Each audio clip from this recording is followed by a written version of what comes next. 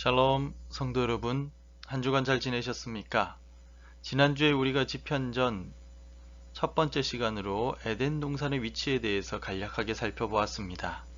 티그리스 강과 유프라테스 강 사이에 있는 비옥한 땅, 그 지역이 에덴 동산이 있었던 곳이 아닐까라고 추측하기도 하고, 또는 터키 북쪽의 아르메니안 고원이 에덴 동산의 위치가 아니었을까 두 군데를 생각해 보았습니다. 오늘은 두 번째 시간 믿음의 여행자 아브라함의 삶의 여정을 지도를 통해서 한번 살펴보려고 합니다. 먼저 아브라함 이야기에 들어가기 전에 에덴 동산 이야기 이후에 창세기 말씀에는 노아의 홍수와 바벨탑 사건이 나옵니다. 인간이 범죄함으로 인하여서 하나님께서는 물로서 인간들을 심판하시는 노아의 홍수 사건, 그러나 그 가운데 방주를 통하여 노아의 8 식구는 구원해 주신 구원의 사건이 성경에 기록되어 있고요. 그 이후에는 바벨탑 사건이 또한 성경에 기록되어 있습니다. 지금 보시는 이 건축물이 지구라트라고 하는 오늘날 우르라고 하는 지역에서 발견되는 탑의 밑부분입니다. 그래서 아마 이 지구라트가 바벨탑의 원형이 아닐까 추측하는 학자들도 있습니다.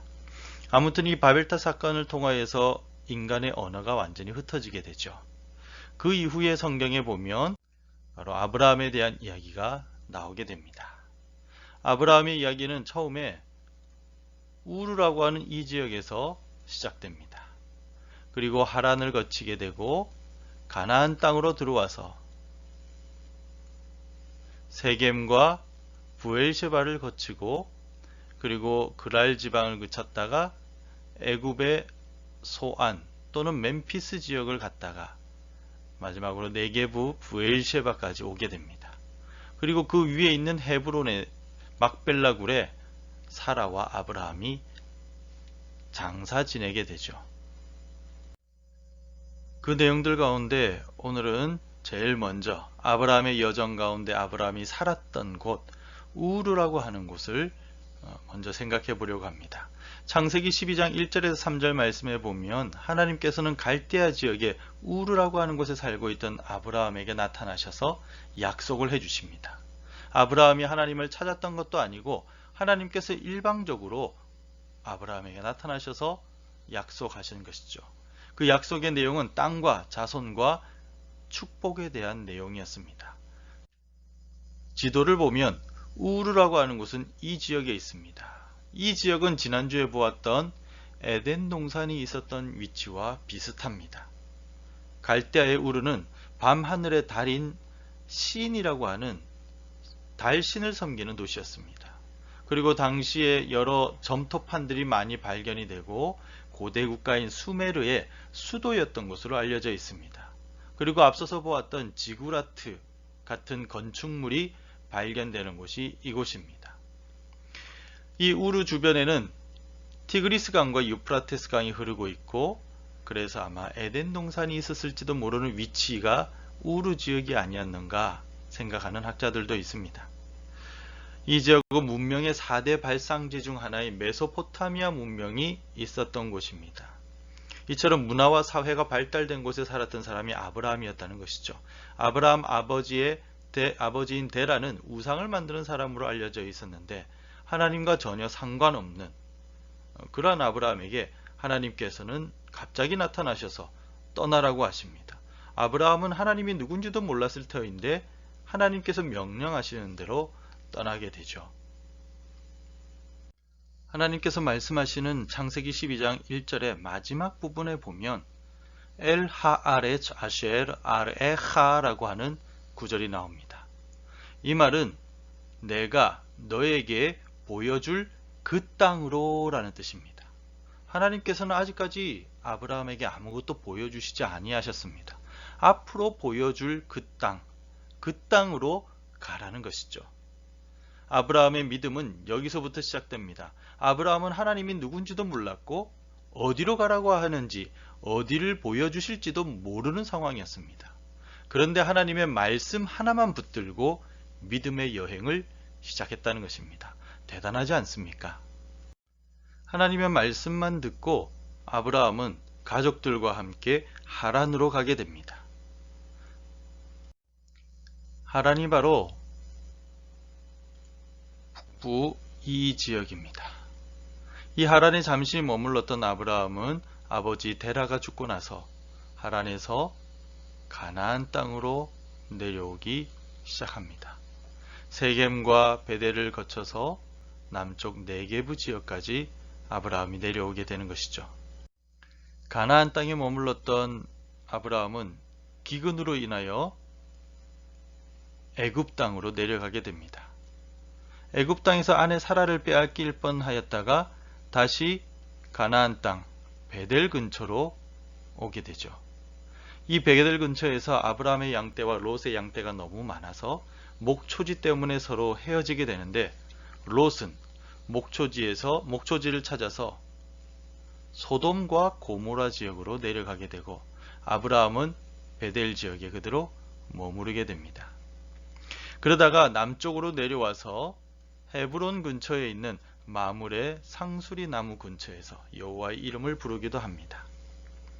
이후에 아브라함은 소돔과 고모라를 위해서 기도했지만 의인 10명이 없어서 멸망하게 되는 사건이 발생하게 되죠. 아브라함은 헤브론 근처 마물에 머물러 있었고 롯은 소돔과 고모라에 있다가 결국에 하나님의 심판으로 인하여 소돔과 고모라는 멸망당하고 롯은 소알이라고 하는 작은 성으로 도망을 가게 됩니다. 이후에 하나님께서는 아브라함이 99세였을 때 하나님의 약속을 다시 새롭게 확인시켜 주시고 아브라함의 이름도 아브람에서 여러 민족의 아버지라는 아브라함으로 이름을 바꿔주시게 됩니다. 그리고 마물에 머무르던 아브라함이 어느 날 새 천사를 영접하고 그들을 잘 대접하는 과정 가운데 하나님께서는 아들을 주실 것이라고 그 자리에서 말씀해 주시는 내용들이 나옵니다.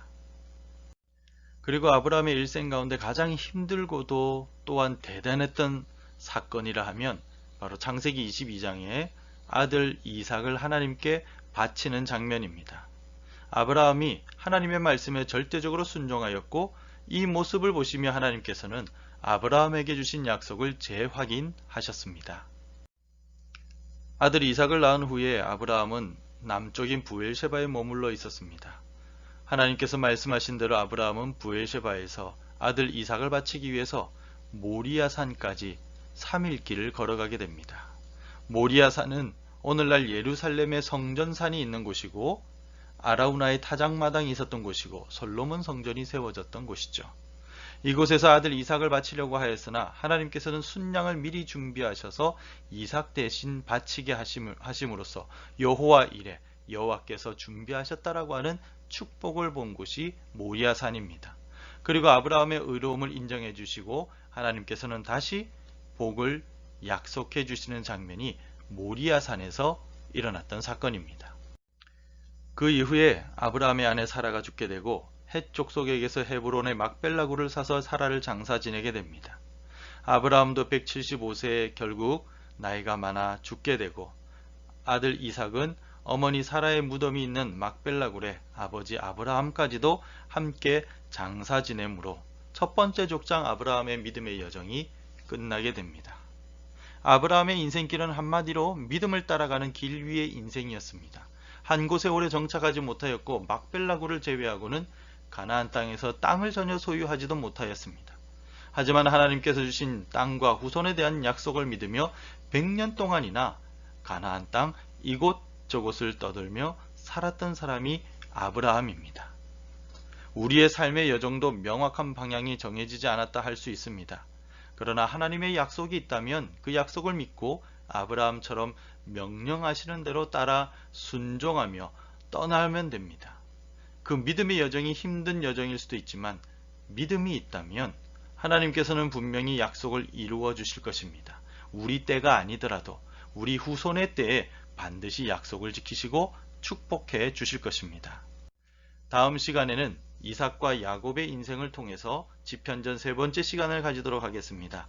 함께 모여서 공부하면 훨씬 다양한 자료들을 볼 수 있고 재밌게 알 수 있을 텐데 시간이 정해져 있고 여러 가지가 한정되어 있어서 많이 아쉽습니다. 함께 모여 공부할 날을 기대하며 오늘은 여기에서 마치도록 하겠습니다. 감사합니다.